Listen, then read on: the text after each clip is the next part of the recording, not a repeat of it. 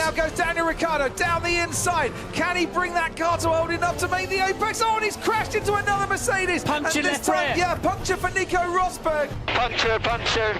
Copy, copy. Just bring it in.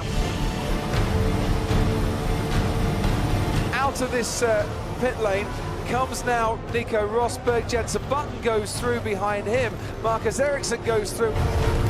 Here comes Lewis Hamilton on Romain Grosjean. Both drivers lock up, and he is up now into 6th. Sebastian Vettel comes home to take the checkered flag and win the Hungarian Grand Prix. Lewis Hamilton settles for 6th, Rosberg 8th.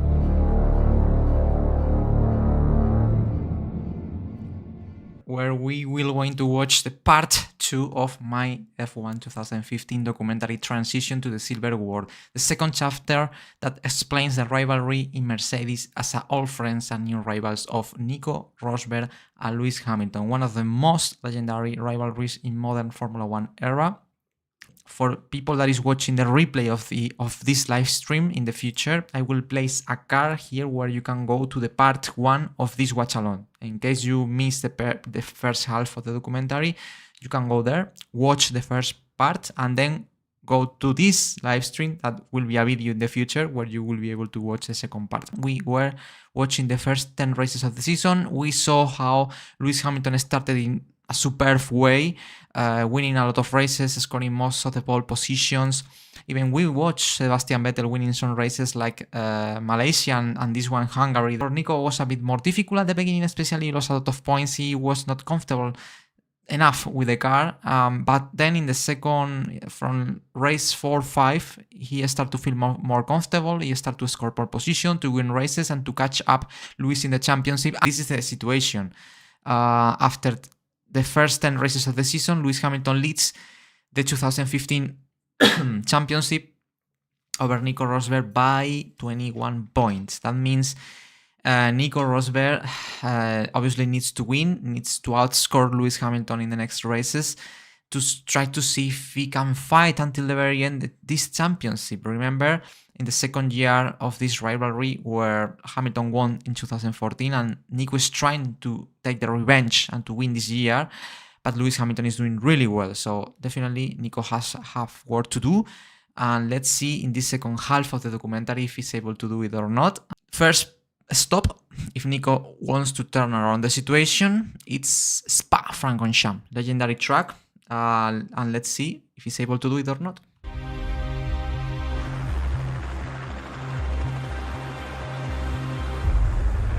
Okay, starting grid, 2 Mercedes in front, well, 1 Mercedes is in here. Lewis starts on pole, so Nico is not being first. Nico is second, I assume it is, so definitely he needs to pass Lewis on track again. Here we go.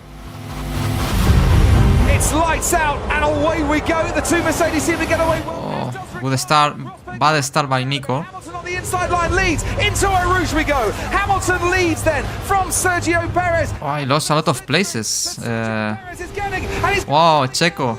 Lewis Hamilton goes until they Look at that, Checo. Wow. a poor start for I forgot that. Checo racing against Lewis in the start of the Belgian Grand Prix. I remember that in those times, Checo Perez was in Force India. They had an amazing car in a straight line speed, and he was challenging Lewis. Nico lost a lot of places. Oh, terrible, terrible. Nico Rosberg under pressure. Bad start. He's behind a Williams. It's Bottas. Bottas towards the bus stop chicane. Oh, and he goes wide. That's not good for him. Has he maintained that position? But he did it. Hold on to 4th place. Nice move. So now it's Lewis, then Checo Perez, and then it's a Red Bull that I think should be Ricciardo or Kvyat. I don't know. I think it's Ricciardo. Should be Ricciardo. Okay, stops Nico Rosberg. Compound tyres going on for Nico Rosberg. There's Rosberg coming out of the... Ah, look at that. He was able to overcut, I think, Perez and Ricciardo. That should stop first than him. Ahead of Perez, ahead of Ricciardo. So now he's second. Now he can challenge Lewis. Good decision by Mercedes.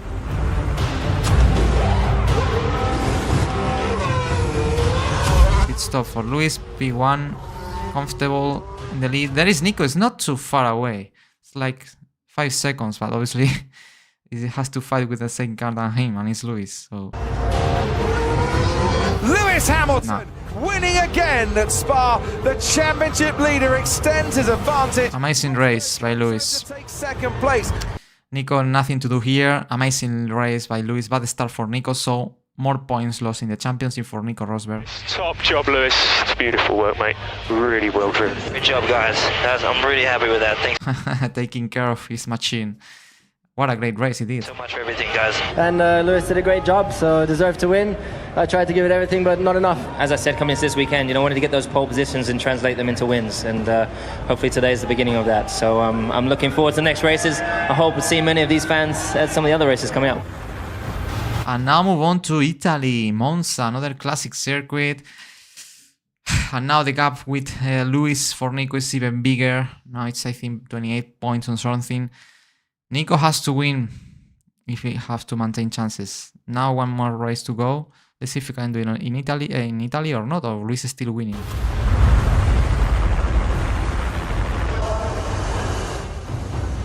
Okay, Hamilton again, pole position. It's unbelievable how many pole positions he is scoring Lewis Hamilton this season. Nico 4th. Even he was not 2nd or 3rd, he's 4th. So now in this point of the season, once again, as we saw in the first half of the documentary, it's struggling Nico Rosberg. Not only in the race, also in qualifying sessions. So it's not even being able to extract the potential of the car as it's doing Lewis Hamilton. We have. So it's Lewis, I think it's Raikkonen, 2nd, then it's Vettel, the 2 Ferraris, and then it's Rosberg. So between Rosberg and Hamilton are both Ferraris that are racing at home. So 5 lights ahead of the drivers. It's lights. oh, Nico's It's awful for Kimi Raikkonen stopped in the middle of the track, and Rosberg avoided him. Really well done. Raikkonen, who stalled on the grid and finally got going. Lewis. Wow, Number 2 though, as they head I had to fix that in the documentary. It's too low there. towards the final chicane. Hamilton goes into the first chicane. So it's Lewis, Vettel, and Williams, I think. Oh, a Force India. Nico has lost a lot of places. P6, probably avoiding Kimi. He lost places. As Rosberg dueling with Perez there. Perez was 5th. Now Rosberg is Checo, that nice 5th. Checo is doing a great race. He's doing great races in this part of the season. Why does overtake not work? So it looks like it is working, Nico. We can see it working on the start-finish straight. So, Nico, just look after those front brakes for a bit. We're getting quite a high wear for the last lap. Wow, looks that Rosberg is having troubles with the overtake button. That is the button that gives you more energy when you need it in a straight line to pass people. But the engineer is telling him, no, the overtake button is working.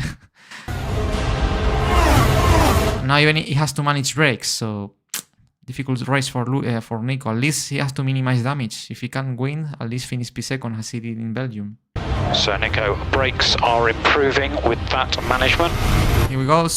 Ooh, wow, what a braking. under braking does make a on Valtteri Bottas, but he's just too far back. But can he now stick behind the I have it. the Williams? Bottas doesn't Had it there. to block him off on the entry. Bottas once again has Oh, he's defending really well. So, very wide indeed. What are we doing strategy? Do I push or do I not push? So, Nico, most important thing at the moment is just looking after the brakes. why is the engineer telling him constantly, watch out, be careful with the brakes. This is it's a circuit where you have to protect massive the brakes because braking zones are really strong. You go really fast and you have to stop the car from 350 to 80 kilometers per hour. That means to press the brake pedal a lot of time, and that overheat the brakes. And obviously when drivers are really close to the next car, brakes overheat even more. So it's difficult to manage. I can imagine. Well, I cannot imagine because I'm not a Formula 1 driver, but it has to be really difficult to be fast and managing the car at the same time. And the strategy.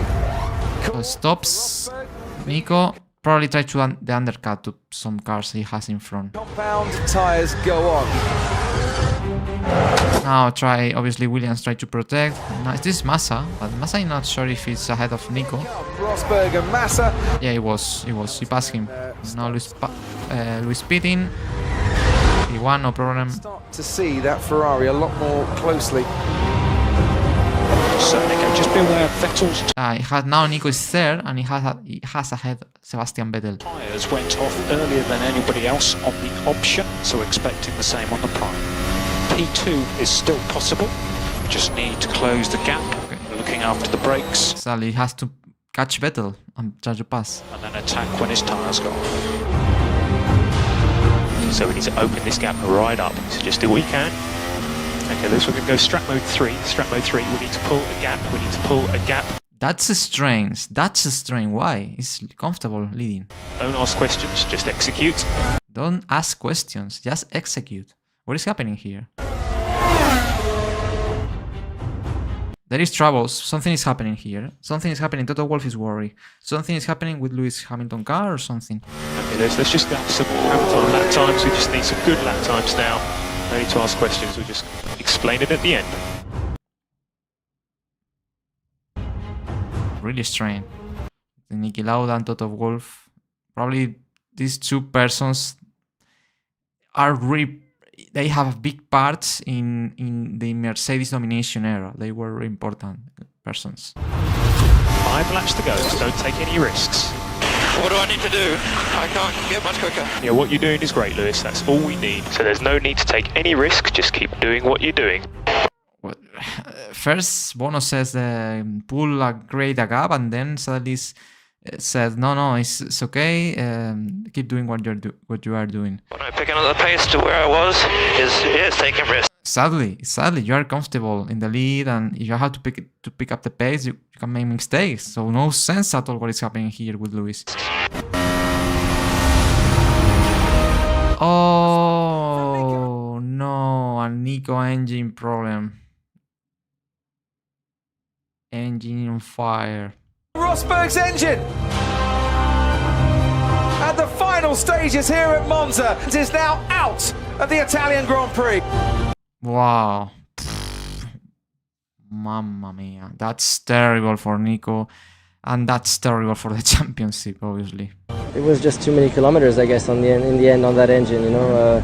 And so disappointing though that it blows up like 2 or 3 laps from the end. And just when I was having a good chance to attack Vettel also, you know, I really could have given it a good go against him. So that's really frustrating. And oh, look at that. 53 points gap. It's gonna be really difficult for Nico, definitely. Still 7 races to go. But this DNF and Lewis winning, wow. Very difficult. And by the other hand, Lewis Hamilton is doing such a great season. Probably his best season, one of the best seasons he did in the Silver Arrows. Wins the Italian Grand Prix! Okay, Lewis, thanks for that. I'll explain everything when I see you. Sadly. Say, Bono, those last few laps were not cool, man. Yeah, so just talk mode 0. Yeah, okay, Lewis, copy that. So I'll speak to you in a minute. They have to explain to Lewis what happened there.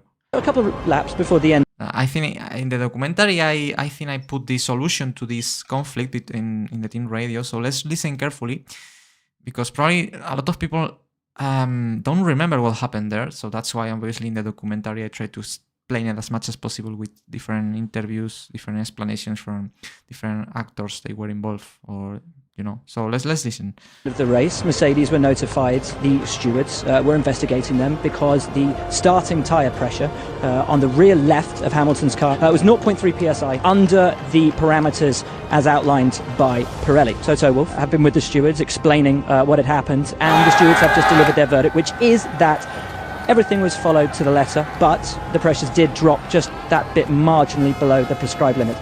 0.3 of a psi on one left rear tyre literally means nothing. It has hardly any effect.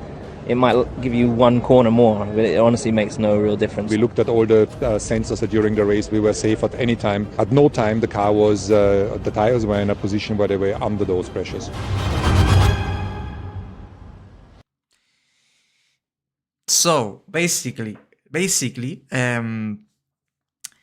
you listen, for some reason, the Lewis Hamilton car or tire pressures were 0.3 below the parameters indicated by Pirelli, that is the tire supplier of all teams. Basically, if you don't know, in every race, Pirelli set a range of tire pressure measure, to say in some way that the tires have to be in for each car. So depending on the circuit, tire pressure is higher or lower,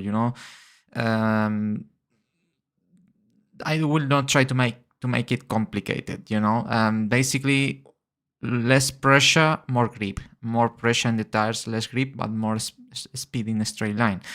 But you cannot be out of the outline set by Pirelli. Normally there is a minimum range or maximum range. Between these parameters you have to be in your tire pressure. And in this race, for some reason, the Lewis Hamilton right set tire was 0.3 psi. That is the measure, or the unit is measure the tire pressures by psi. Whereas one of the tires of Lewis Hamilton was 0.3 below the minimum range required. But the thing here, my theory, because the Bono said to Lewis that you have to pick at the pace at the middle of the race, is because they realized of that during the race. They had that issue with the tire pressure. To prevent a possible penalty during the race, time penalty during the race, they said to Lewis that he has to pick up the pace, just in case he will receive some kind of 10 seconds, 15 seconds time penalty for that tire pressure issue, and to prevent that the car in front after that possible penalty could pass him and to win the race. That's my theory, why they said to Lewis pick up the pace, because they knew that at that point they had an issue with the tire pressure. Anyway,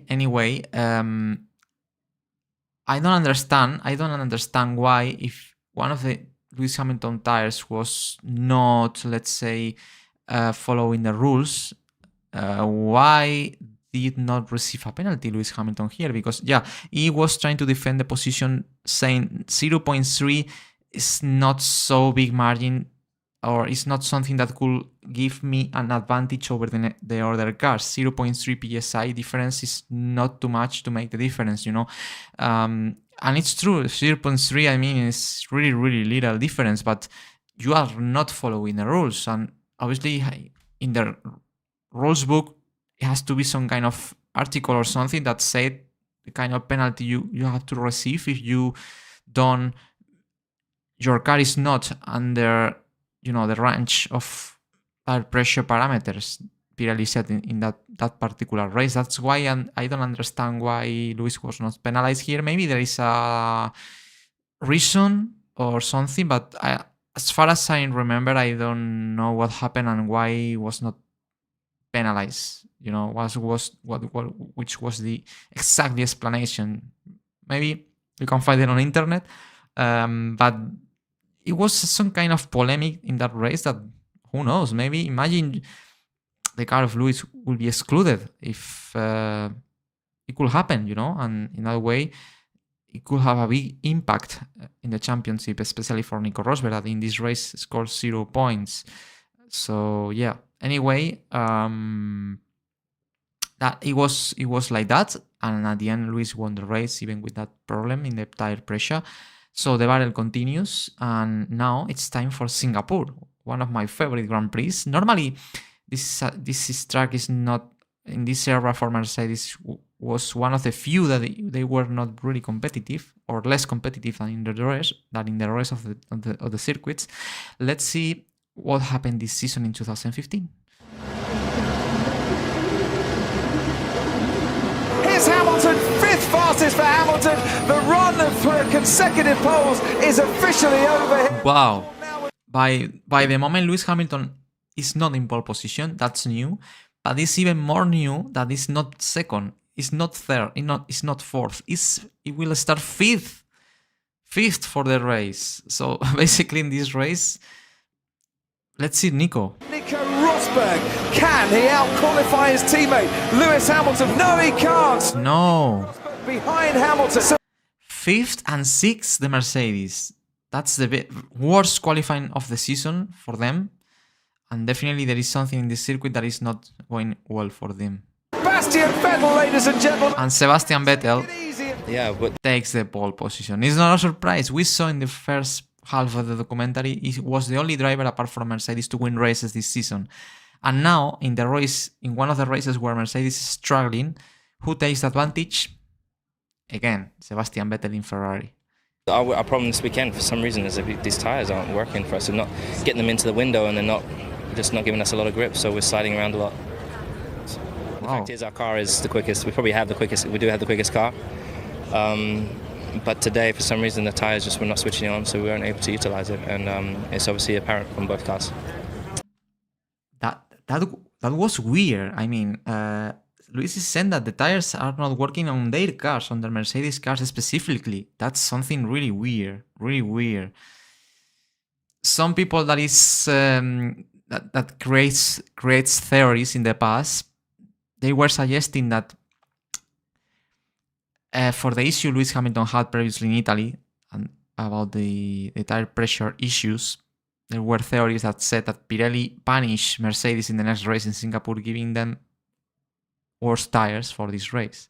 It just, I mean, this is just theory. Anyone knows, obviously, but it's. I think it's important also to try to explain things or try to give theories. Obviously, as I said, it's just theory. Nothing was proof here, but some people said that was the punish Mercedes received for exceeding tire pressures in Italy, you know, so in the Hamilton's car. So like Mercedes received some kind of penalty for that in tires. Obviously, it should not happen. I mean, Pirelli, obviously, they have to give the same tires to everyone. If not, you are cheating or altering the competition. So that's why it's just theories, you know. It's normally, I think, just for some reason this track was not the best for Mercedes. Yeah, I mean, they were not really quick here for some reason. It's a really particular track. It's a street circuit. It's very difficult in the way you have to manage the energy on the ERS. Obviously, there are not so much fast speed corners. Traction is more important. Maybe for Ferrari and Sebastian suits a bit better for their cars. So it's a compilation of factors that maybe Mercedes makes Mercedes slower here. But yeah, what Hamilton said is we have a tire problem, me and Nico. Yeah, it was. It's been very disappointing, and we don't. You know, we've tried everything, and somehow we can't seem to make progress. And the times that they do it in front is just phenomenal. You know, they're so fast. So very, quite shocking to be so far back. Because dominate every track and then come to Singapore, and the car is just nowhere, which very difficult to understand. Interesting, very, very interesting. And you see in the Lewis Hamilton and Nico Rosberg faces that they are not absolutely understanding why in this particular circuit it's the first one that they are not dominating of the season, and they are so far away from the rest of the teams, Ferrari and probably Red Bull. Yeah, to be honest, if you see the season, as we saw that Mercedes was dominating even more than in 2014, suddenly here, boom, they are struggling a lot. So let's see what they can do in race. Let's see what they can do. But definitely, very interesting race. It's the first one that both Mercedes are not in a good position. Let's see how they manage. It's 5th place, as we saw, and Nico will be 6th. So they had in front, wow, Red Bull on pole. They had in front Red Bulls and the Ferraris, basically. I think, sorry, Red Bull in pole, no, it's Sebastian Vettel in pole. Then probably will be Ricciardo, then Raikkonen, and then Kvyat, probably. It's very strange to see Mercedes not being 1 and 2. Really strange. Or at least one of them in pole in this era. It's lights out, and away we go. Ricciardo got away well. Sebastian Vettel leads them into turn 1. Lewis Hamilton ahead of Nico Rosberg. Rosberg being pressured by Valtteri Bottas. Bottas, if he gets good traction, might get Rosberg into turn 5. Oh, he has to defend from Bottas. Fiat and Hamilton He does stay ahead. Bottas.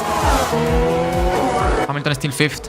Power, guys, lost power. Lost power. Oh no. Okay, we're looking. Quick, guys, quick. We're working on it, working on it. No, is Hamilton in troubles? Oh, He's this been overtaken by his teammate Rosberg. Nico pass Luis. Now it's 4th. Into the first turn. Fiat goes round into turn 5 ahead of him as well. He's now down Wow. 6th place, and Hamilton quickly by No. Hamilton has a massive issue. Bottas as well. This is now becoming a massive problem for Lewis Hamilton. If he cannot fix it, I don't see finishing the race. Okay, Lewis, so we see the throttle's not going to wide open throttle. Is it the pedal? We can't see anything electrically. The pedal. Well, I'm accelerating to full throttle, but it's just not going. Come on, guys, how do I reset the throttle? So try HPP driver default 01. HPP driver default 01. That doesn't work. Wow, basically what he's saying is throttle pedal. There is applying all the full pedal, but the power it's sending to the engine is not the full power and full throttle. So basically that's a problem. Massive problem. P11 out of the points now. If you cannot fix it, it's out. Okay, so we're just looking into it. Got multiple issues. Guys, might as well save this engine. I'm falling further and further back. It's impossible now. Okay, Lewis. For we know, this driving could just be killing it more. You might be able to recover it. Very intelligent decision, I think. Lewis is saying, okay, I cannot do anything. Let's save this engine just in case we need it in the future. Because remember that the number of engines are limited by car. If you exceed components of the engine, you will have a grid penalty in the future. So maybe saving this engine today, it prevents to receive grid penalties in the future. So it's really intelligent what he's saying, Lewis here. Yeah, copy that, Lewis. We are discussing now. We're discussing now. They should retire. It's out of the points. It's really getting a lot worse now. Sadly. You need to stop me. Exactly. It's getting cold and everything. Okay, Lewis. Stop in the box. Go to neutral and switch off. Race over. But the best decision. The night is over for Lewis Hamilton, out on lap 34. Unbelievable, guys. Remember, we came from Italy with that engine blow up of the Mercedes of Nico Rosberg, and now here, Lewis Hamilton with electrical issues, retiring one Mercedes per race. So in this phase of the season, Mercedes is having massive troubles with reliability, something that we didn't saw since the beginning of the 2014 season. Thanks for persevering with us, Lewis. We're trying our best to get it back into life. Yeah, it's a real shame, man. I think I had the pace to win. And I really felt that I was easily keeping up with them, and I had more pace in the car, so I was getting excited, for pit stops, and when I had to start pushing and that, perhaps I could get up. So I was in my mind. I thought, I might have the chance to win this race, but then I lost power. Well, he thought he could win, and who wins? For the third time this season, Sebastian Vettel. What a season. We saw in the documentary the last month. Sebastian Vettel wins the Singapore Grand Prix. Mercedes have Hamilton retired. Rosberg finishing in 4th. So good job, Nico. In the circumstances, we need to come back in Suzuka.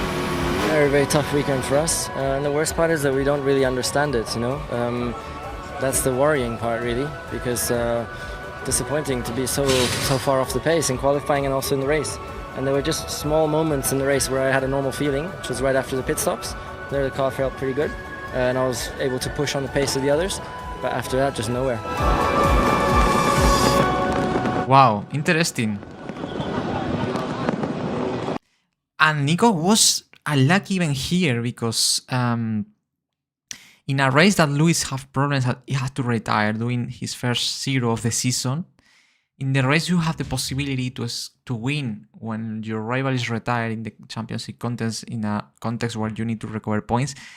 It's the race where Lewis was retired is exactly in the race where the car is not so fast as in the previous season, in the previous races. It's been unlucky even with that because he only finished in 4th, scoring 12 points in this race. Obviously, outscored here 12 points to Lewis Hamilton, but the problem is that in the previous race, he was the driver who has to retire, scoring 0 points.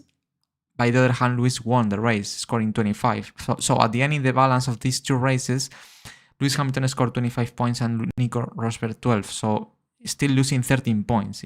If he will be able to win here, he will minimize the damage he suffered in Italy, being retired, scoring or outscoring Lewis in the same number of points that Lewis outscored Nico in the previous race, and in that way to be in the same situation in the championship previous to Italy.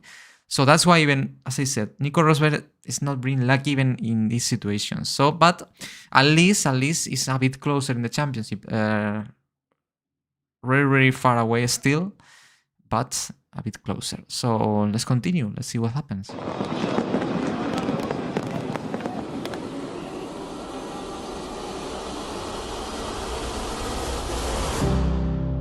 Japan, Suzuka, what a track. Next round, can Nico still, recovering points? Drops on Rosberg as well, a 40 qualifying. For his middle sector, best middle sector time, 1:32.6 for Nico Rosberg, takes him onto provisional pole. Lewis Hamilton is matching pole position. sector by sector. Here he comes to cross the line now, and by 7/100ths of a second, he misses out to his teammate. Wow. Ooh. Red flag has immediately been shown. Are you okay, Danny? Yeah, I'm okay. What a crash, I forgot it. Daniel Kvyat in Red Bull, the Russian driver, what a crash in... I remember now it was in Q3. I remember now watching this race all live, and that crash, that was super scary. Fortunately, nothing happened. No halo in these times. But the news here is Nico is on pole, so let's see. Lewis second. Let's see if he can recover more points here. Look at that. For some reason... I think Nico in this track always was really strong, because I remember in 2014 also was on pole position Nico in previous season, and Lewis second. So this track Suzuka was a nice track for Nico. It felt really comfortable, and once again he's on pole here. Let's see if he can win, not like in 2014 where he finished second. Once again on pole here, one must wonder what might have happened if you'd all had a second run. But earlier in the week, you suggested that you might have found a little something to in your rivalry with Lewis Hamilton. How much of an influence did that have? Yeah, first of all, of course, very happy. Great day today. And a good comeback also for the team. It's fantastic after such a difficult weekend in Singapore. Sadly, good comeback. Well done by Mercedes. To be back to our usual strength today, strong performance today from the team. Great car. So very thankful for that. Really turned things around, optimized everything for this track. And for me, pretty much nailed my laps today. So really pleased with the way it went, and great position to be in for tomorrow. Lewis, there did seem to be a couple of little mistakes on the one lap you had. What might have happened on the second lap? It doesn't really matter, but the second lap was looking good. Yeah, on the first lap, lost a bit of time in, I think it's turn 11, and I think in the last corner. So, Nico's driving well this weekend, but I definitely felt pretty good on that last lap. But I'm glad that, I don't know if it's Ricciardo or Kvyat, but I'm glad they're safe. Yes, but Daniel Kvyat is perfectly okay, got out of the car okay. Good. Yeah. Nico, I like always when drivers take care of the others, when they receive news about a big crash, they always asking, but is he okay? It's how it's he, because they know how much dangerous it works, basically, that he's driving more than 300 kilometers per hour in super fast circuits, so they take care of each other in that way, it's really nice to see. all the teams are in the same boat. They've had just 1 hour of dry running to prepare for tomorrow's race rather than the usual 4 hours. So how prepared, how good is the car for race setup? Well, I'm confident that the car is going to be good, but as for everybody, we didn't have the perfect preparation, so there might be a few surprises tomorrow, but no, I'm confident that I found a good balance. I mean, I did do some high fuel running this morning, and the balance was good, so it should be fine. Interesting. Looks that in practice probably 1 and 2 it was raining all the time, and they only had 1 hour than in practice 3 in Saturday to run in dry conditions. That makes difficult to create a good setup for the teams because the race will be on dry. But interesting to know, and happy to see that I put this context in the documentary as well, in these press conferences, to in a way to remember how it was the season, some particular races in the context of the practice sessions and qualifying. It's probably this Silver War documentary is the most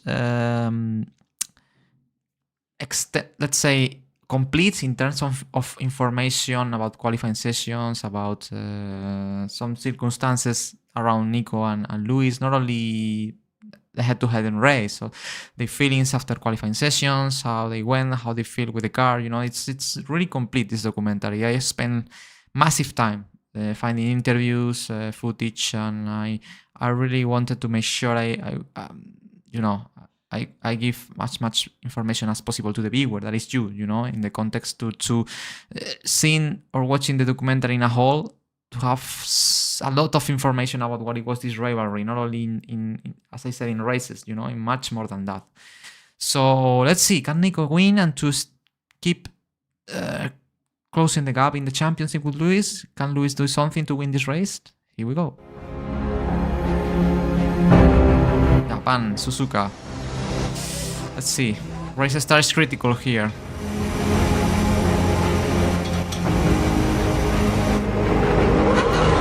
Two, 3, 4, 5.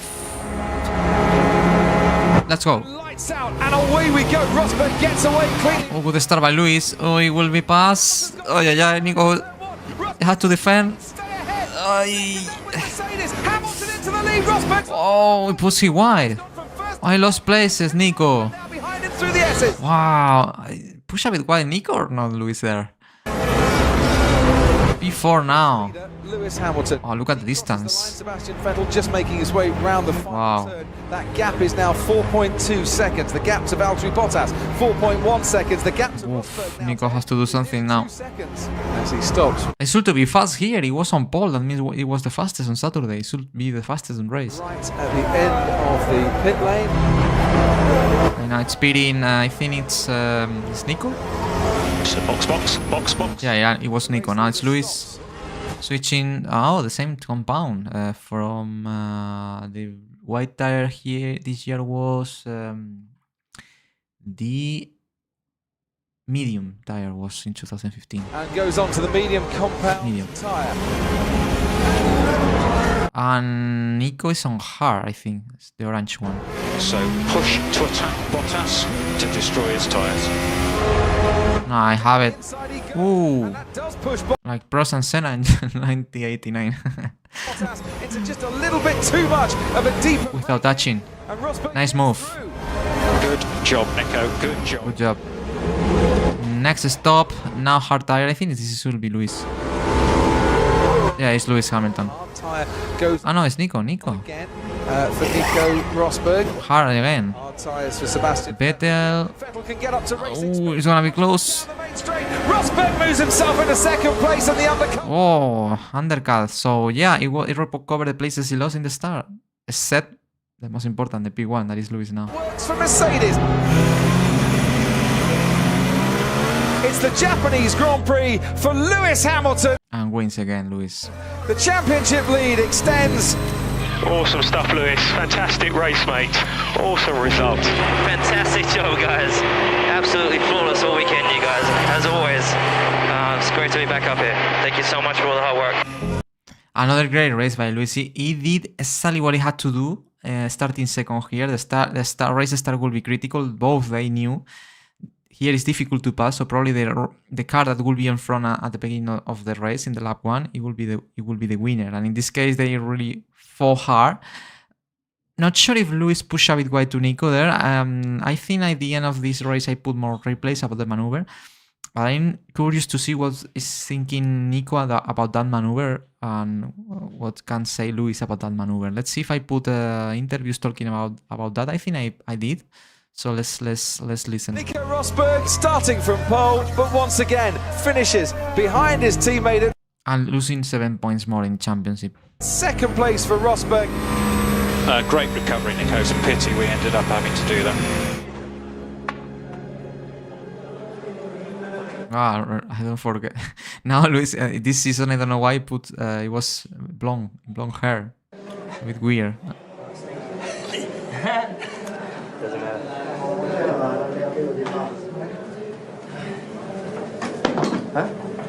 Comme à Singapour. That's interesting. You can listen. They are talking in German. Nico and one of the engineers or the crew, pit crew of the Mercedes team. I was mentioning Singapore, but I think it was in German. I think he was talking about the clutch. That's my theory, okay? Because it's like doing this boop, boop, boop, boop. I think he's talking about the clutch. Maybe about the race start. Maybe, I don't know. This is just my theory, okay? But maybe it's explaining that the clutch failed or something, and that's why Lewis Hamilton was... the race start of Hamilton was better, and it could be wheel to wheel in turn one. Maybe it's, as I said, just his theory, okay? I just left it in the documentary for people that they can watch it and, you know, to interpret. So that's the difference. For 5 races to go, and now the points gap, if it's 48 points. Difficult, really difficult. Definitely Nico now needs, you know, a retire, a 0 for Lewis and win a race. Something like what happened in Singapore, but he winning the race. So difficult, but let's see.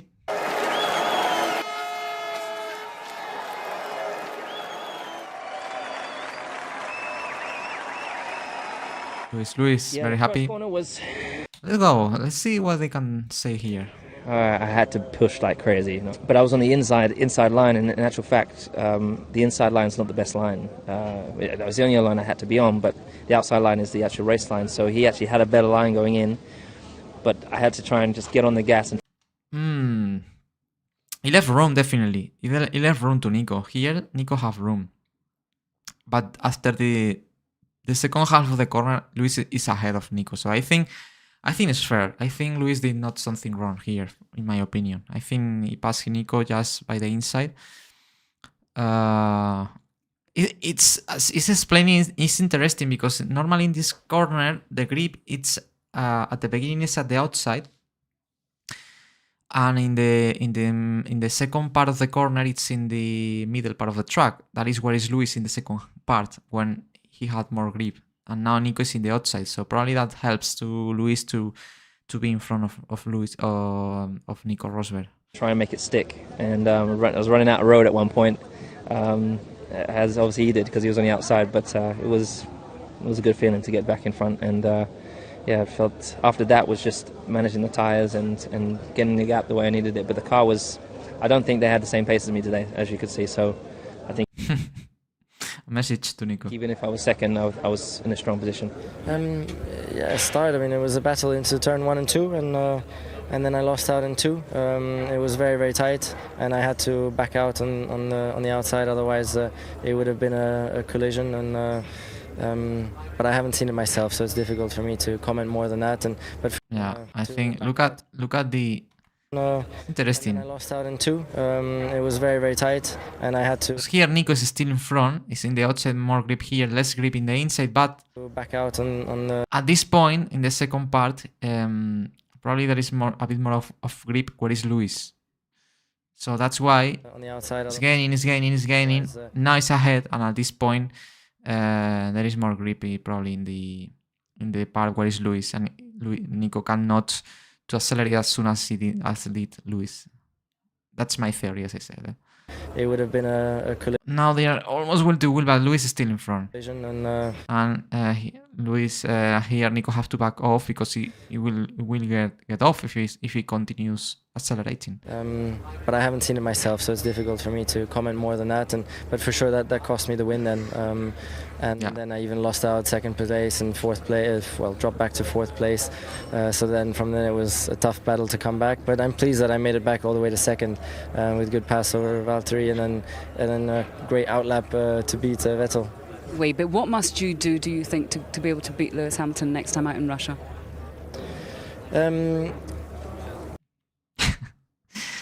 Let's see what can say Nico. Everything needs to be perfect at the moment, for sure, yeah, to beat Lewis. And this weekend there was two small things that didn't work out, and that meant then second place, you know. So need to keep at it and need to try and get that good weekend together. It wasn't too far off this weekend, but all the little things make the difference, and so it didn't quite work out.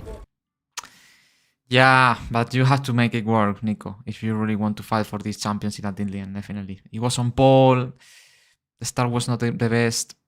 Probably here Nico is losing a lot of points for tiny details in this season.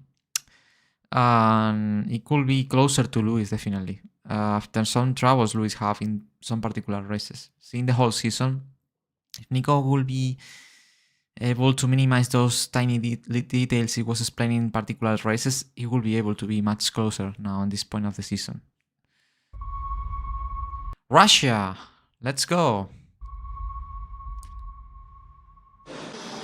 Nico on pole position, once again, second pole position in a row. Lewis will be second. It is second. Let's see if finally Nico can convert this pole positioning win, in a race win if needed.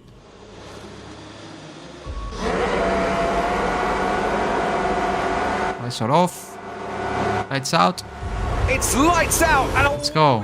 Rosberg ahead. Good start by both. Ahead of Hamilton. But Hamilton has the toe. Braking zone. Lewis Hamilton on the inside. Oh, with the wheel. Goes in ahead, and he's got ahead of his teammate. Oh, but maintain. Oof. Maintain the lead, Nico. Well done. Not like the previous season. You remember the locking up of Nico there. Wow. That was crazy by Lewis trying to the outside there.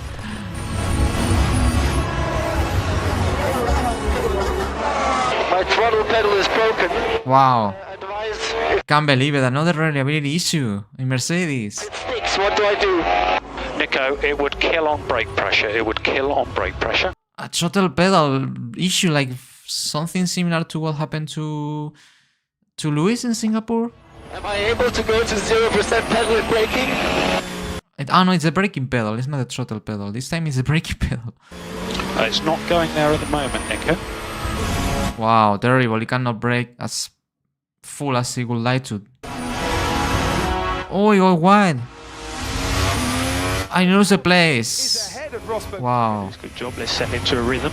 Set a pace. Probably the mistake came from that issue on the braking pedal by Nico. What a shame. I can't believe it, guys. Another problem, this time for Nico Rosberg. Problems with his throttle. Goes into that right-hander. And then look at that. He went wide. Really bad exit. This is the replay. Hamilton scoots through.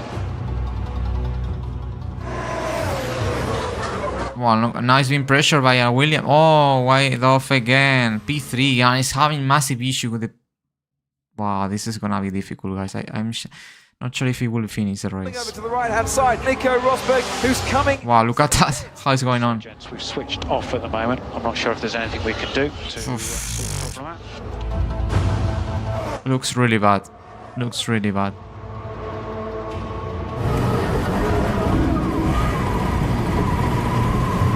And trying to fix it, but it's very difficult. No. Race over, guys. I can't believe it.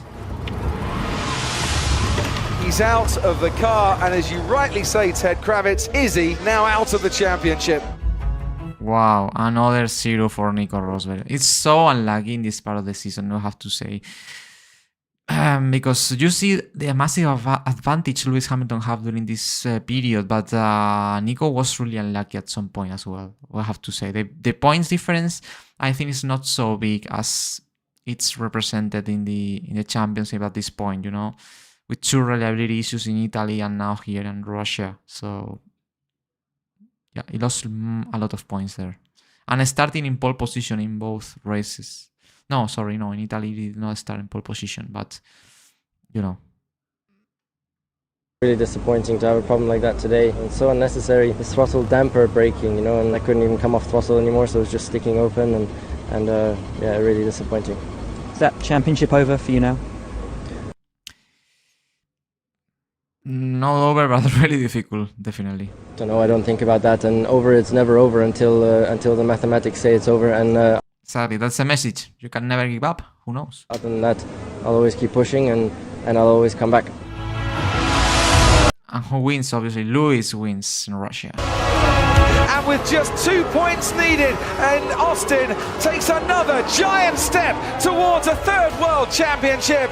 Hamilton crosses the line and wins the Russian Grand Prix. Great job, mate. Great job. Thank you so much for everything you do. The car was really special to drive today. I feel incredibly privileged to be a part of this team. Thank you. So Lewis only needs 2 points. And the gap is it's really big. It's 73 points advantage, and left 4 races, so that means 100 points on play, and the difference is it's 73. So yeah, sadly, I think Lewis has to outscore Nico by 2 points in the next race, and he will be champion. Looks really easy. But if Nico wins next race, he's still having chances. Minimum, but at least to maintain alive the title. So, but obviously, almost impossible. Can we see a miracle? Obviously, if you didn't watch this documentary and you don't know the story, let's try to don't spoil, but let's see what happens in the future.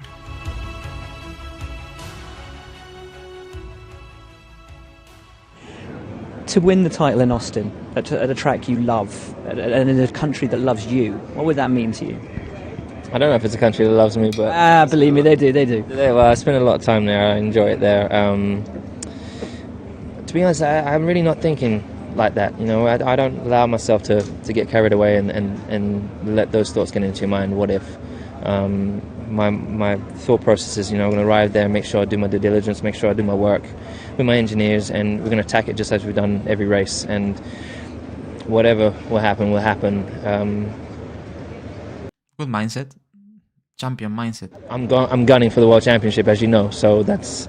Whether it's the next one, whether it's the one after, as long as when I finish the line, I come across the line in Abu Dhabi and I've won it, that's my goal. So that's my target.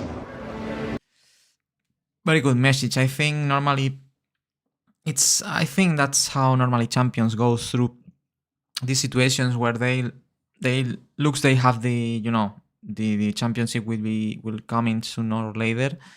Looks that they have it, but who knows, guys? A lot of things can happen, and Lewis Hamilton knows about it. Lewis Hamilton won the 2008 championship in the way he won it, losing it in the last lap and winning it, losing it in the last laps of the last Grand Prix and winning it in the very last lap. So anything can happen, and you know, I think the mentality is to focus race by race, don't think about it and about the championship anytime.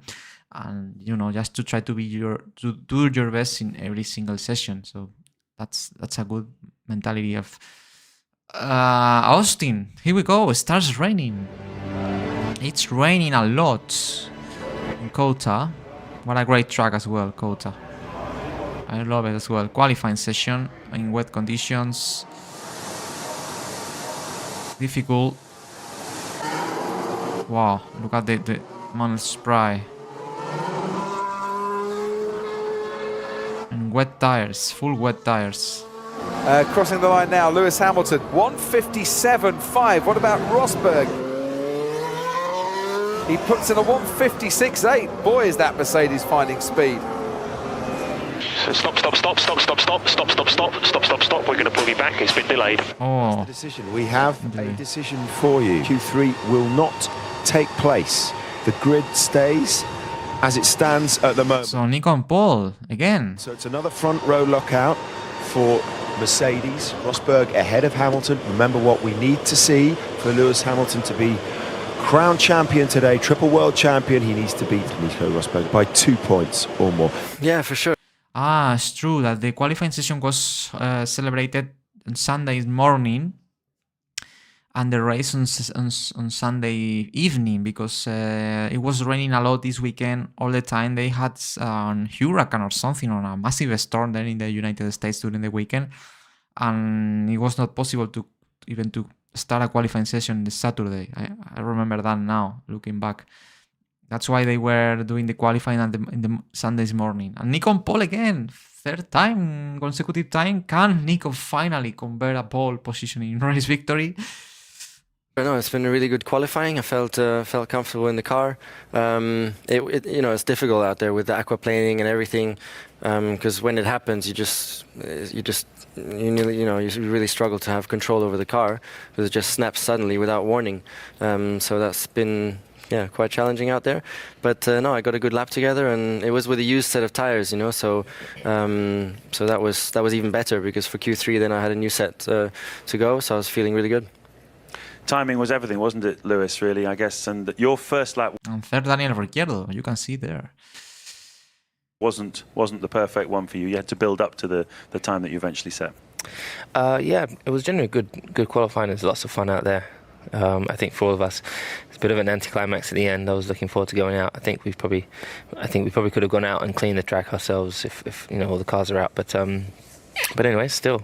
Nico's face is like he's thinking the opposite. No, I prefer to leave the qualifying as it is and be on pole. Happy with the 1-2 for the team, and good for the fans to be able to see the cars run. Seemed like there's a big crowd there today, so I hope the weather kind of backs off a little bit for the race. Coming back to you, Nico, what kind of race do you think it's going to be, and how badly do you want to win it? Win for sure very badly, and race I've got no idea. I mean, it was supposed to be drying out from now onwards, but it really doesn't look like it out there. So who knows? But I'm feeling good in any condition at the moment, and our car is great in any condition, even so full wets, intermediates, dries. So whatever is fine really. Yeah, it should be really fun to drive the Mercedes in that era. I mean, who driver is not looking forward to drive that car? So fast, so dominant compared to the rest of the cars. It should be fun. Now let's see if Nico can win, and to avoid Lewis wins the championship today in this race, to try to force Lewis to go to the end, to the very end. That's what all fans want at this point, except Lewis Hamilton fans, obviously. The rest of the fans, we would like to see a championship fight until the last race, as we saw in 2014. But for that, Nico has to win and to score more points than Lewis. If not, Lewis will be champion. So here we go, race day.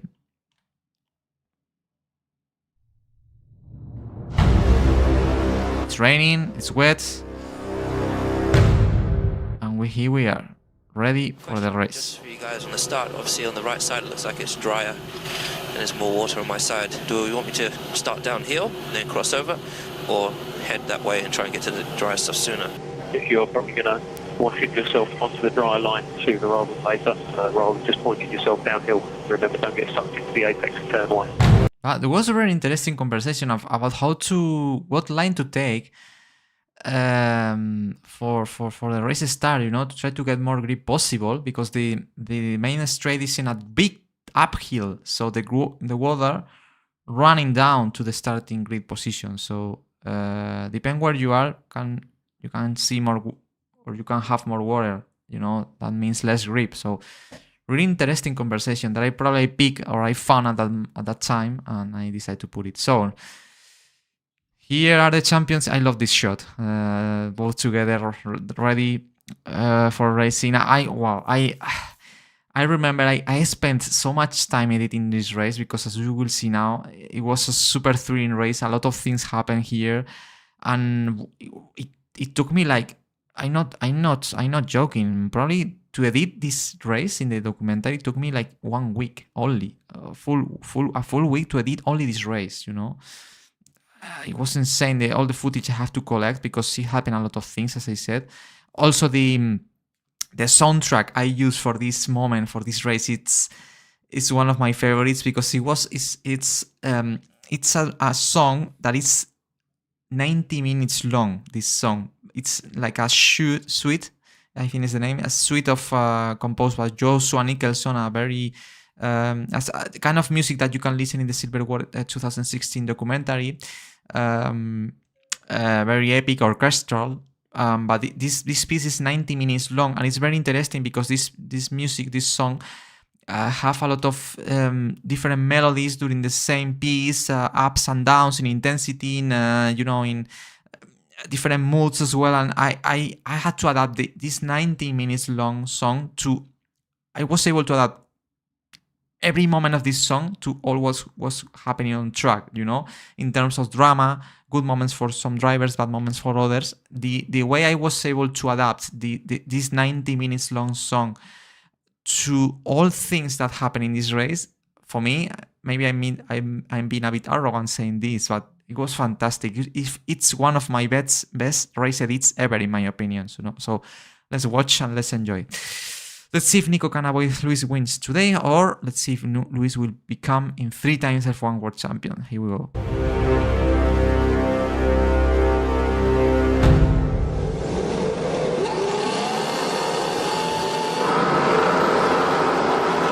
Four, 5. Let's go. Lights out and away we go. Hamilton, I think, got the better start there. He's already easing up. Oh, good start by Lewis. Side by side. Ay. Oh, they touch. And it's similar to what happened in Japan, but this time they touch. And maybe I can say here, Lewis maybe push a bit wide to Nico here. I think I can say that today in this one. Let's see.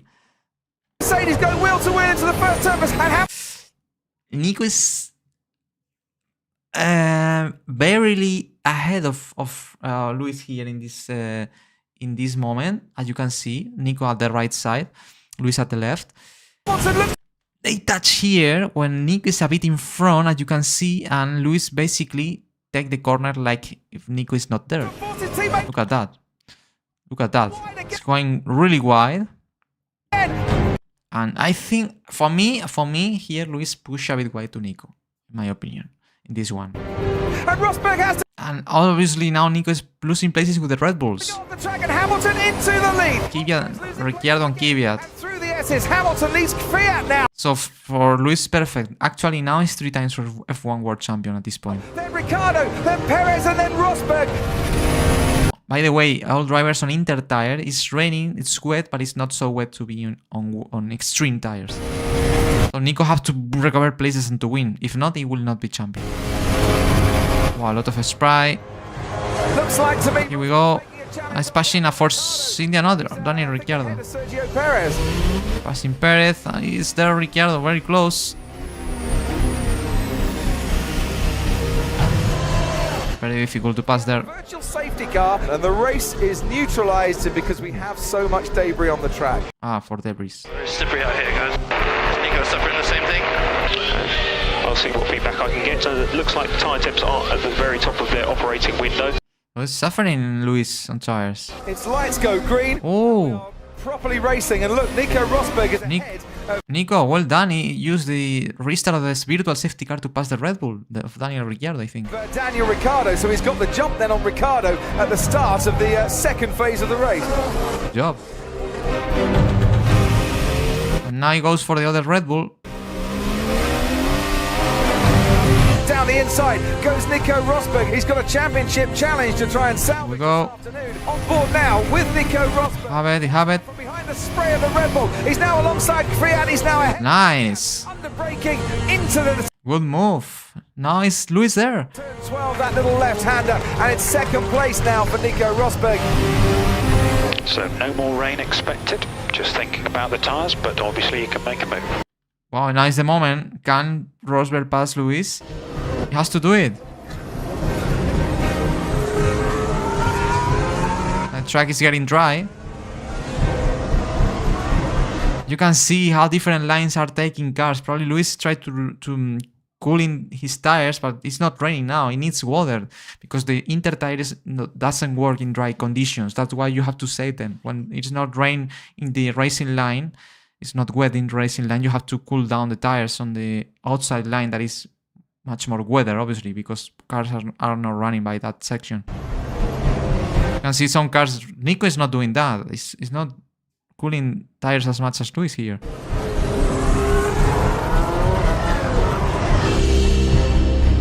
Daniel Ricciardo. Oh.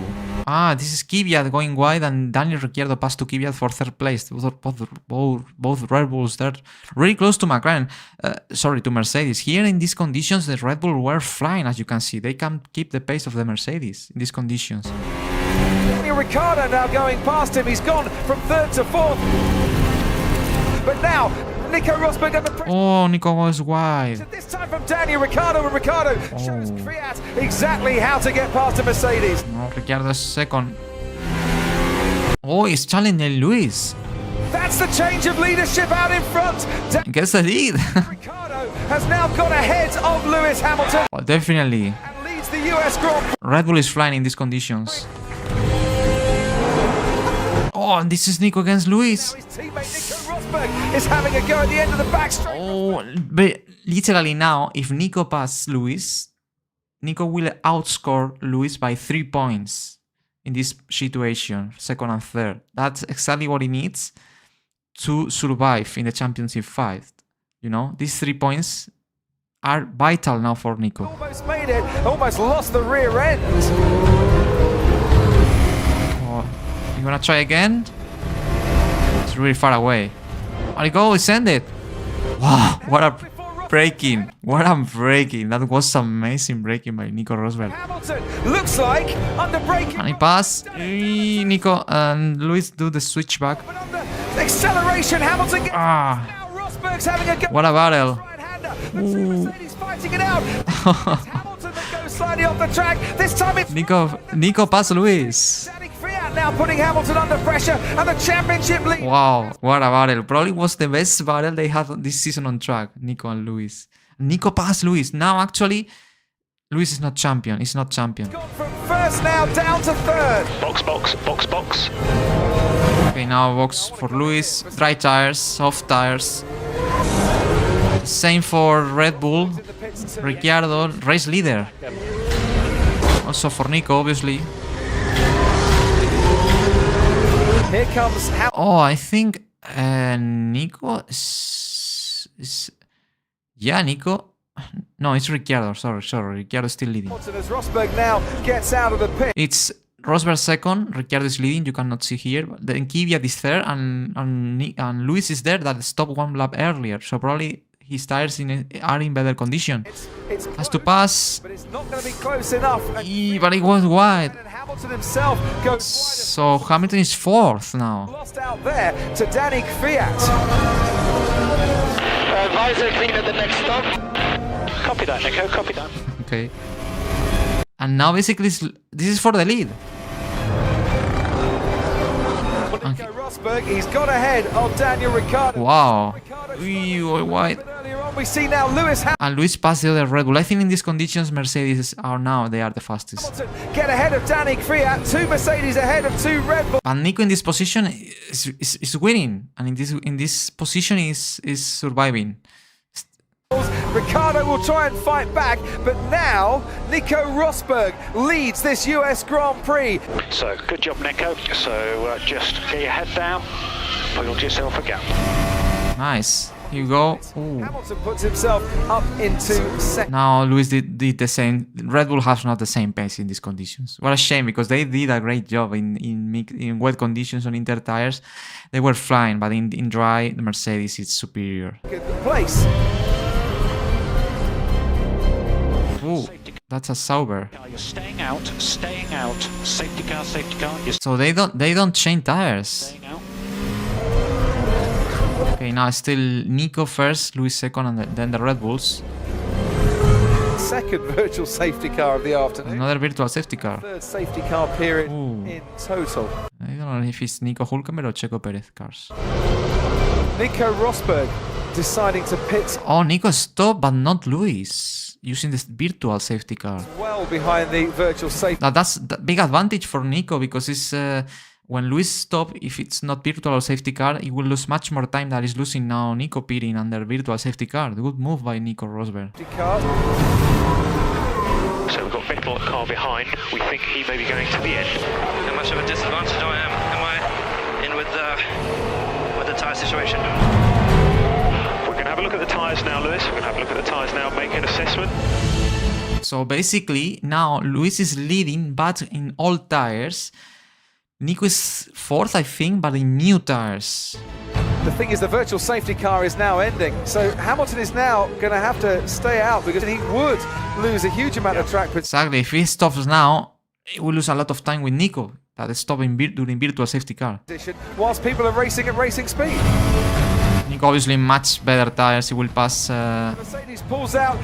I think it's Verstappen, that was third at that point. What a race did Verstappen. Gets past that Toro Rosso.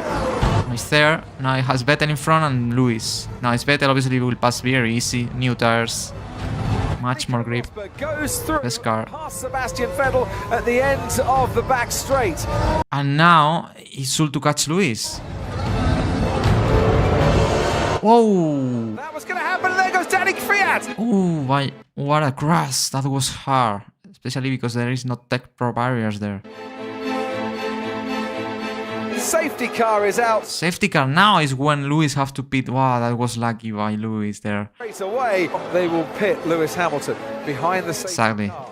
The question is, can he stay in front of Nico or not? It's not going to be as big a penalty for him behind the safety car. No, second. Okay, lost the place with Nico. That means for Nico, championship is still on the air and Lewis will not be champion in this situation. So Lewis has to pass Nico to be champion. Hamilton, having taken some pain on the virtual safety car before, he now is out there with tyres that are 5... Yeah, it's true that for Lewis this safety car was perfect. Was perfect because his situation was not really good and very old tires. Laps younger. And now even he has 5 laps younger tires than Nico Rosberg, so he can attack Nico. Remember, if Lewis passes here to Nico Rosberg, it's champion. Basically, he has the trophy there. You can see just in front. Okay, Lewis, you will have 10 laps remaining. Just keep it nice and clean. And there is Nico Rosberg slowing the field down once. You go. I can imagine the pressure of Nico at the same time, knowing that he has to win if he has to maintain some chances. Again, the safety car. And at the same time, Lewis is probably thinking, man, if I pass Nico, I will be champion. It's there. It's just there. Some laps they are the final laps of the race. Pulls out of the way. So we're going racing. Oh, here we go. As the safety car pulls away and the lights go green and Nico Rosberg leads the field. Here we go. I never in my heart allowed that in. No, I'm going to get this. There's a championship right in front of me. Flashbacks.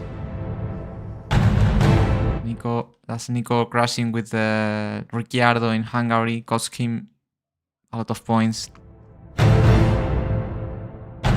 Nico being retired in Italy after that engine blow up.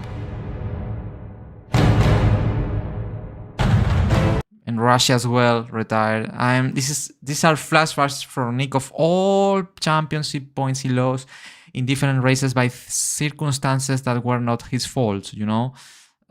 This is a summary. Why I'm doing that in documentary?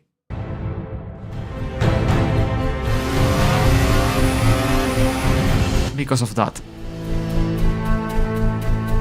Goes wide, a mistake by Nico, and Lewis goes through. Well, the lead has changed hands because there is Nico Rosberg, and out in front is Lewis Hamilton is virtually world champion. Lewis Hamilton. I just go wheel spin and it's never happened to me ever, you know, not even in testing and racing, never ever, something like that. Really, really tough at the time to lose the lead like that and also to lose the win. Really, really. It's Lewis Hamilton. I just go wheel spin and it's really strange. It's true that there is nothing. I don't see puddles or something. That is not wet. They are on dry. It's not a restart. It's the second lap after the safety car, so the tires are warm. Everything's okay. It's never happened. And he loses the car in a really strange situation because it's out of the corner. It has just to accelerate. The exit of the corner, it was far away. I mean, at that point you should to put the foot on the throttle fully without trouble, but it's true that the car makes something strange and lose the rear. Probably driving mistake. That's the most obvious thing. But Nico is saying here that it was something really weird that happened to him in that race. To me ever, not even. That never happened to him in his career, he's saying. So yeah, it was a weird, issue, or I don't know how to describe that, or error. Testing and racing, never ever something like that. Really, really tough at the time to lose the lead like that, and also to lose the win. Hamilton round the final. Here we go. It's the US Grand Prix for Lewis Hamilton, and he is now a 3-time world champion. 3 times world champion Lewis. It's the winner of the championship once again in 2015. After that mistake of Nico Rosberg, he had it on his hands, Nico, to avoid that situation. But let's be honest, sooner or later Lewis will be champion. The point difference was so big that probably Nico will need, apart from this race, 2 DNFs of Lewis, 2 victories, and to see what happened in Abu Dhabi. So at the end, I think this situation will happen sooner or later, but not for that means that it's less important. Lewis Hamilton, 3 times Formula 1 world champion. What an achievement that day for Lewis. What a season he did. He really deserved it. Lewis Hamilton. Okay, Lewis, world champion, pal. 3 times world champion, Lewis. He's crying. Yeah, I'm feeling it, pal. I'm feeling it. That's the greatest moment of my life. Thank you guys so much for everything you guys do. I'm just so grateful. Thank you. To my family, I love you all. Thank you. Very emotional Lewis in the radio. He's 3 times F1 world champion. The same number of titles that his racing idol Ayrton Senna. It has to be something crazy to think about it. And now in this moment, this is one of my favorite moments of the documentary in terms of editing, because of the music, the celebration of Lewis, and at the same time the frustration of Rosberg that we will see now in these scenes. It's just cinema, and defines what the Silver War is. Always you have to see a winner and a loser, both part of the same team, both driving the same cars, but one of them fully happy after achieving his dream, and the other one no after failing again.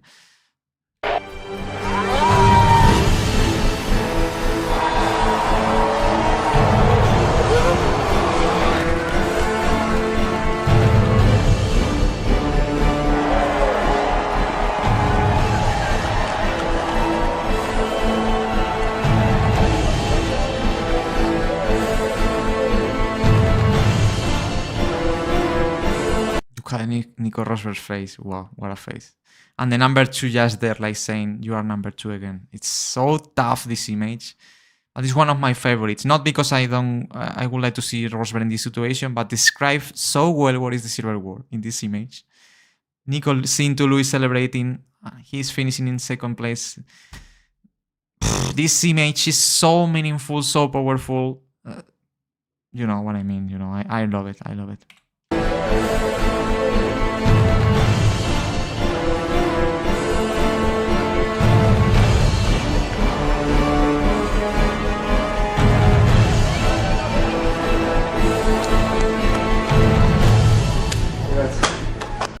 Well done, then Nico saying congrats to Lewis at the end. That's one of the things I love most, and you as well, I know. After this incredible fight, they shake hands, they said congrats each other, and that's the most important thing. To be sportsmanship, to respect the winner, to appreciate what I will not say the loser, because I don't like that word, but the person that was not able to achieve the goal. You have also to appreciate what he did to try to fight against Lewis, in this case Nico. It was a great battle again. They gave everything they had, and once again won Lewis, but Nico was trying, and this season was a bit unlucky as well, but the best driver was Lewis. That's why he won. Obviously getting emotional. Lewis, I don't know what he's thinking now, but probably a lot of things. So It should be so hard, so many sacrifices you have to do to be there. You know, I'm trying to put in the Lewis Hamilton boots. It's absolutely impossible because we are not Formula 1 drivers, you know. You cannot experiment or feel what they can feel in that situation. But I really try, and it has to be so emotional to achieve your dream. For the third time, I will be really happy. I'm probably emotional as well. When I was finishing those laps, just so many thoughts were going through my mind about all these different experiences that I've had along the way and the people that have helped me and supported me. Sadly, that all people that support you, probably each driver have their family there just behind, friends, staff, pushing for him, people that they are sacrificing their lives for your goal in some way. It has to be so beautiful to think about it as well. Thank you so much for everything you do. Look at Nico at this. This cinema, guys. Obviously, Lewis now saying congratulations to the team, Mercedes, all people back at the factory, people working every weekend there in the garage of Mercedes, trying to do their best to win a car that give us the possibility to Lewis and Rosberg to fight for the championship and to win as they are doing. That's why I love, and I think we love Formula 1 as well, because it's probably the most team sport exists ever. And people don't realize of that, because people that is not so close to Formula 1 or they don't follow too much Formula 1 or even they don't follow Formula 1 and they watch different sports like football, like basketball, tennis, volleyball, I don't know. A lot of different sports in the world that are made by teams as well, but you see the whole team. But here you only see 2 drivers per team driving their own cars and competing each other. But all the people that is behind that makes work these cars on track is massive, much more than any other sport probably. But people don't see that normally, but the amount of let's say the amount of people you need to get success in a Formula 1 team is not, you cannot equal that with any other sport.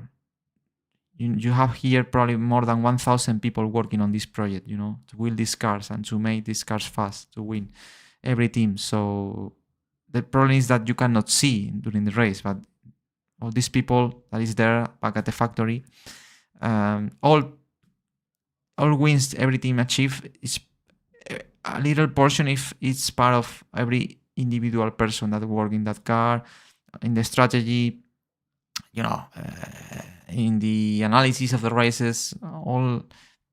That's why, as I said, Formula 1 is probably the sport most team spirit sport exists ever in this world. So, and as I said, Nico Rosberg's face, probably that was the most painful moment for Nico Rosberg's career. He said multiple times, no doubt, but he said that he felt so much pain to lose that race in the way he lost it, and also the championship.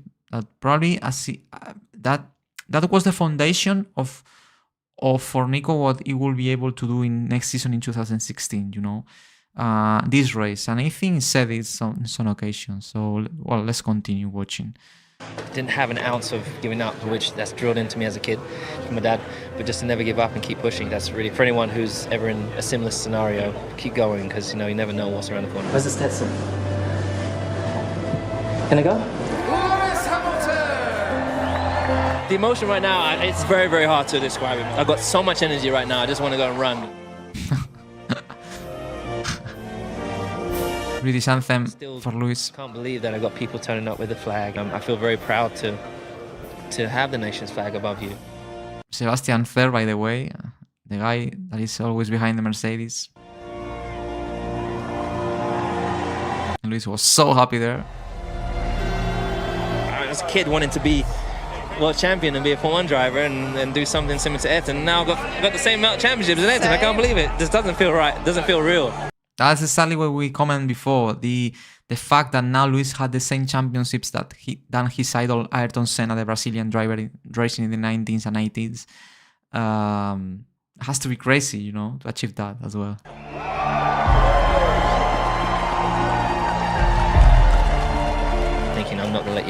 you know, all that support you gave me back then, I'm not gonna let it. I'm not gonna lose it. I'm not gonna lose it. That's what I'm talking about. All these people you see in the t-shirts, on the black t-shirts, all they contribute to the success of the team, the success of Lewis, all wins of Mercedes. And not only that, this is just a portion of the whole team you can see in a Formula One team, you know. There's much more people back at the factory in Brackley. That is the where is the factory of Mercedes, you know, the headquarters. There's so many people involved in each team that, as I said, probably Formula One is the most team spirit sport ever. I keep hold of this, I keep the car on track, keep pushing.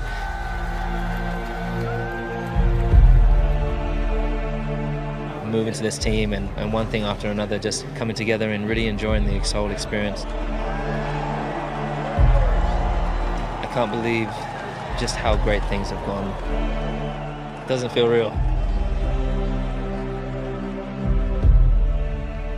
I love this image. Wow, I had to say that I'm really proud of this part of the edit, how emotional I make it with that music, like religious music. Like for me, it's like it has some kind of God vibes. This song for people that believe in God and everything. It has to be really meaningful. And this image where you can see Lewis, you know, saying hi to the crowd, with all the background, like looks at this in the heaven now, with all background in white, looks at it's at the top of the world right now in the heaven, after being 3 times F1 world champion. At this point is the point of the Lewis Hamilton career, one of the peaks of the Lewis Hamilton career, when he probably start to feel unstoppable at this point. And being not really old still, I don't know how old he was at this point. It was to be 30 or something like that, 30, 31 years old. A lot of races ahead still for him, a lot of years, and 3 times F1 world champion in the best team, in the best car. And so emotional after winning again, you know. It's like, for me, these images or this shot symbolize one of the peaks of the Lewis Hamilton career. Like he even can touch heaven, you know, with his hands in this scene. It's really beautiful. But obviously, we have to see the other part of the story that we will watch now. Nico Rosberg, after that painful loss.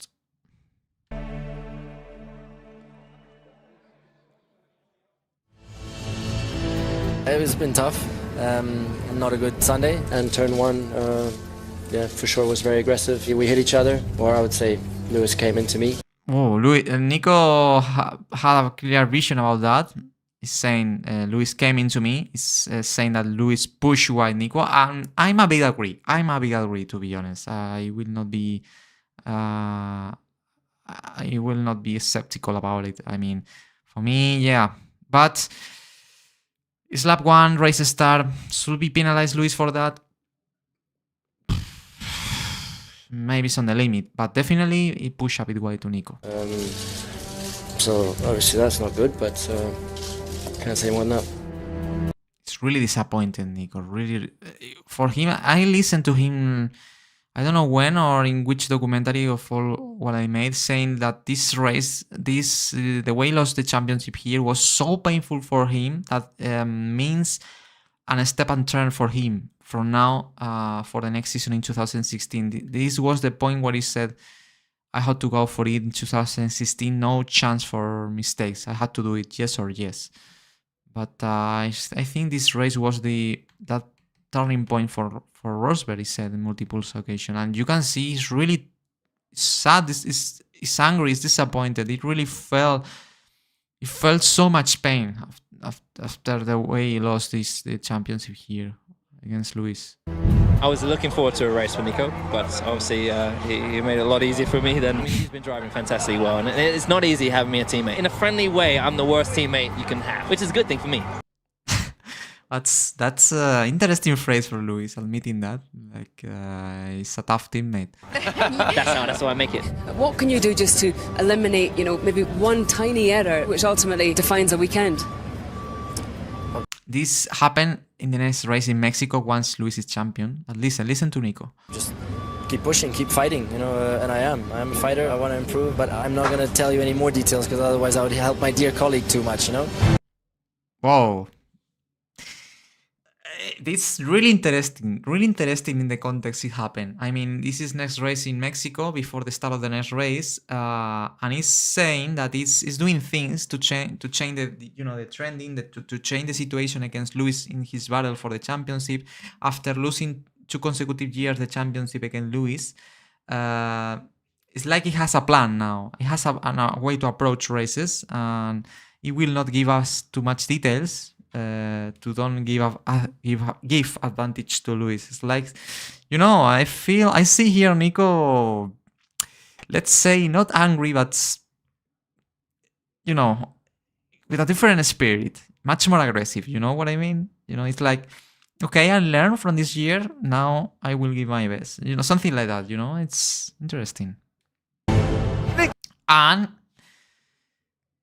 And that's why I put this in this part of the documentary, the result of the last 3 races after Lewis was champion. Remember, Lewis is champion in the United States Grand Prix, that is round 16 of 19. But what happened in the next 3 races? In the last 3 races, once the championship was decided in favor of Lewis, this was what happened. Nico Rosberg wins the Mexican Grand Prix. Nico wins. Nico Rosberg that wins this afternoon and wins again. The Abu Dhabi Grand Prix.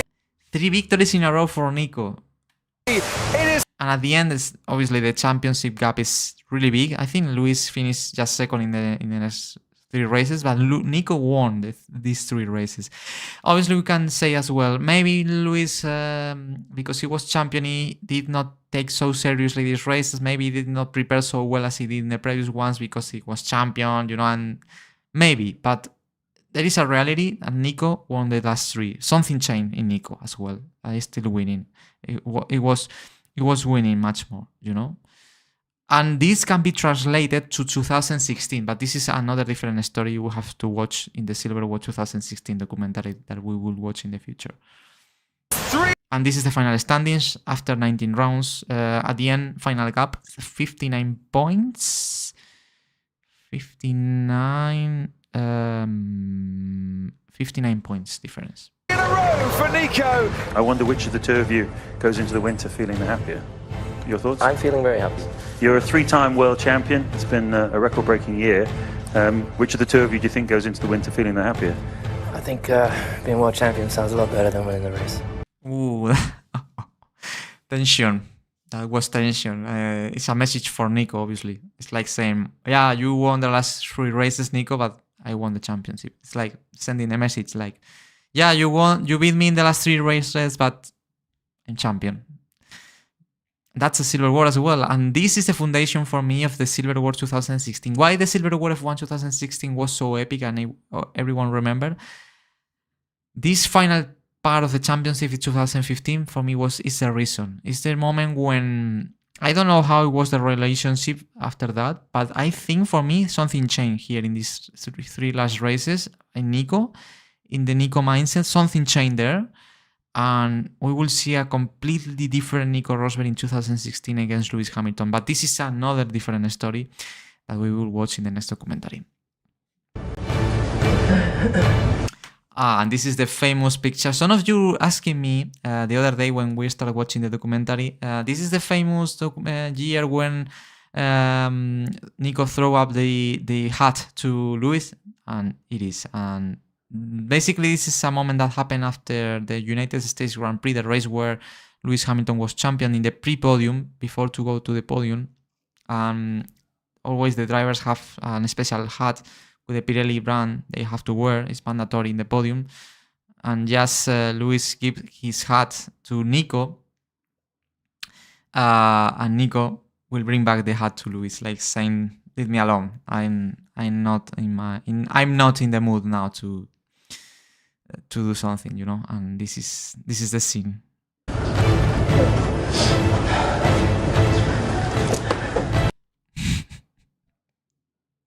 Love it. I threw to him. It's one of the most iconic moments in the Silver War era, and for me it represents so well what it means. 2 old friends, new rivals, They hate lose so much. They hate lose so much, and you can see in this scene. It's a stupid detail, but you can see the frustration of Rosberg, like saying, I lost the championship against Lewis again. No, it's like, once again, no, I want to beat him, you know. And by the other hand, Lewis saying, I'm a champion again, yeah. And that's how I finished the documentary. And that is transition to the Silver War. Hi, it's Danny Lozano, the creator of Transition to the Silver War F1 2015, Lewis Hamilton versus Nico Rosberg, the video you have watched. I really hope you enjoy it. You can support my work as a video editor clicking or touching one of the two buttons you have below this video, the Patreon button or the Donate button. It's your decision, and if you decide to do it, thank you so much. Your support, it's really important to keep making these videos. Thank you. Well, nothing more to say. Basically, where is my documentary in my website, dannyfloss.com. Probably will place a card here to my web where you can watch this documentary.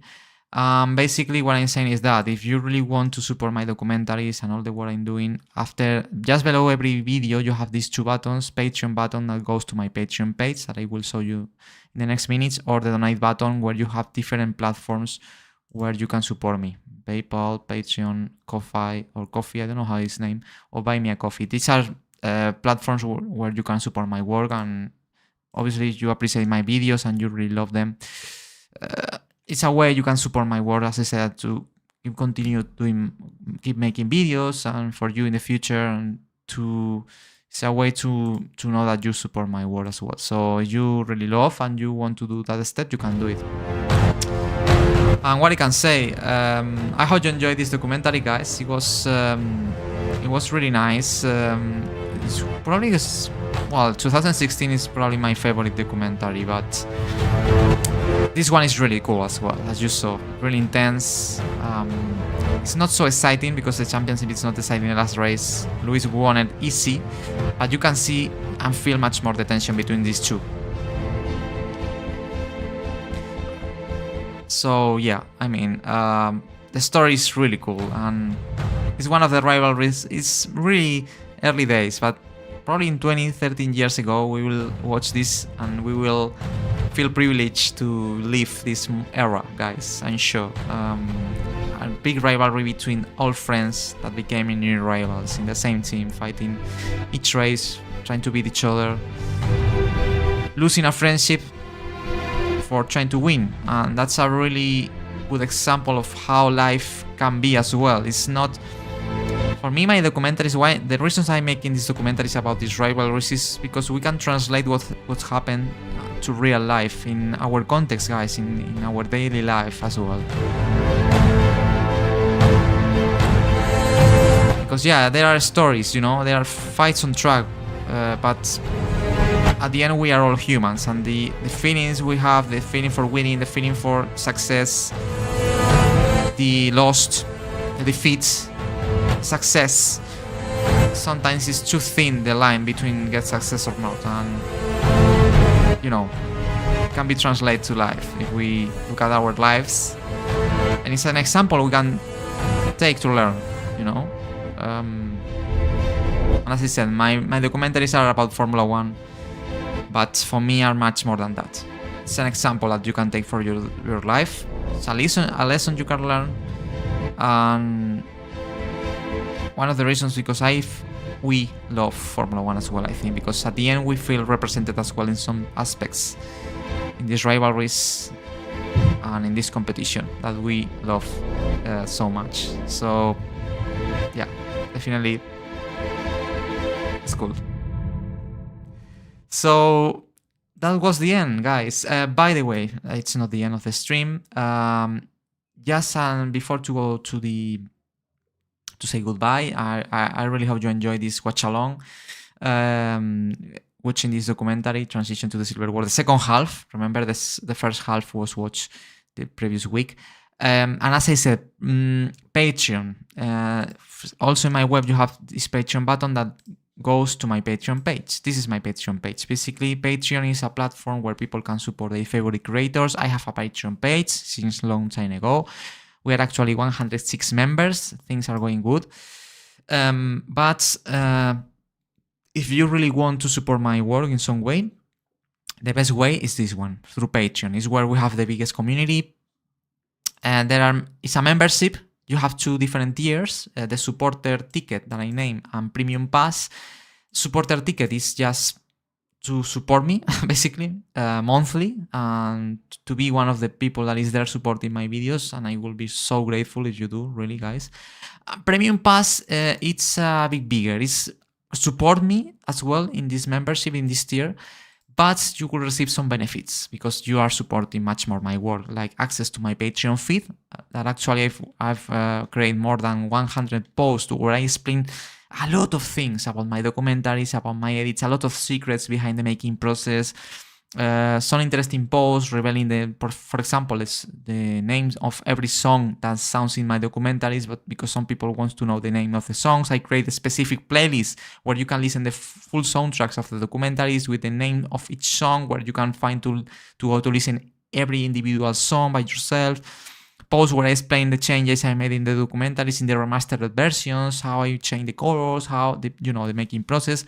And also the other benefit is your name will be at the end of my videos, of the new videos I will post on the web and on YouTube. Your Patreon username will be at the end of my videos, and you will be part of my projects as well, as in some way getting the premium pass. This is the way you can support my work on Patreon. And as I said, I have as I explained before in my feed, this is my Patreon feed. You can find there is a lot of posts. Now, in the last days, I was posting interesting posts where I'm explaining where I found some of the clips I use for my edits, about the Lando Norris, for example. This is extra information about my edits that is obviously classified. You have a preview here, but if you would like to read the full post, getting the premium pass, you can get access. A lot of posts, guys. As I said, a lot of content where I explain a lot of things about my projects. Obviously, about what I have on mind right now for the future, I will explain first here on Patreon. You will know first my plans for 2026, the videos I'm planning to make. You will receive more news. For example, this is about the Silver War, the secrets behind the new look of the Silver War 2016. This is a post where I explain all changes I made in the colors, in the graphics, step by step. I show you real images. About the next documentary, we will going to watch the Silver War F1 2016, one of the probably the most iconic of all I've made, and that people love most.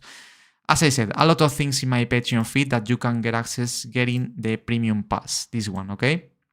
So I will place a link to my Patreon page also in this card, when you can get access there. Also probably will be in the description of this video and in the comments below the link to my Patreon page. And as I said, if you do the step and you support me, thank you so much, guys. Thank you so much, because it means a lot for me and really help me to keep continue creating more content for all of you. Keep watching, as we are doing now, more documentaries all together.